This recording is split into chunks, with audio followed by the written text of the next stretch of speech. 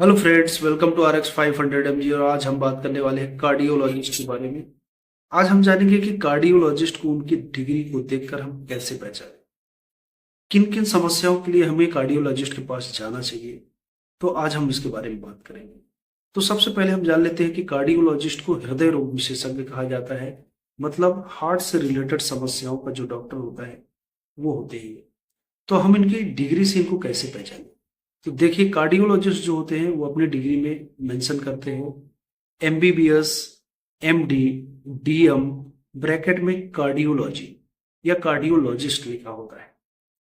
इसके बाद दूसरे तरीके के जो ये डिग्री मेंशन करते हैं उसमें लिखा होता है MBBS, MD, DNB, DM, DNB, bracket में कार्डियोलॉजिस्ट यानी हृदय रोग विशेषज्ञ। तो दो तरीके की ये डिग्री मेंशन करते हैं।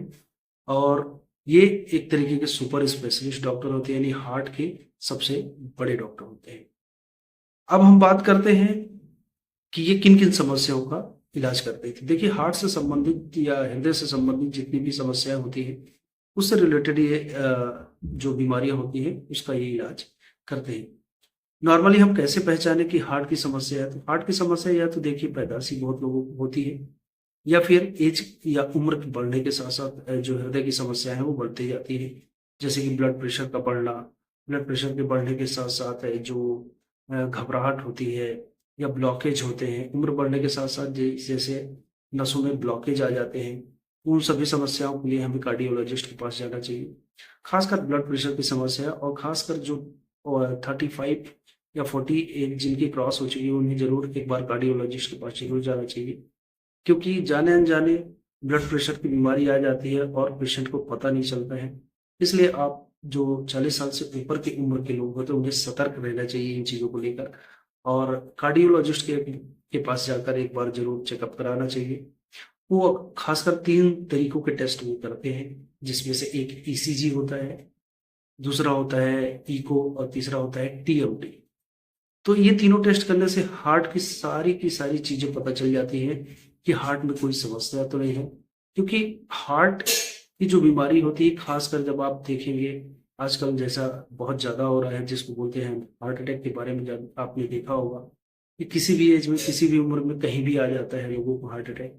और हार्ट अटैक एक ऐसी बीमारी होती है या एक तरीके से ऐसी चीज होती है जिसमें आपको सोचने समझने का मौका ही नहीं मिलता।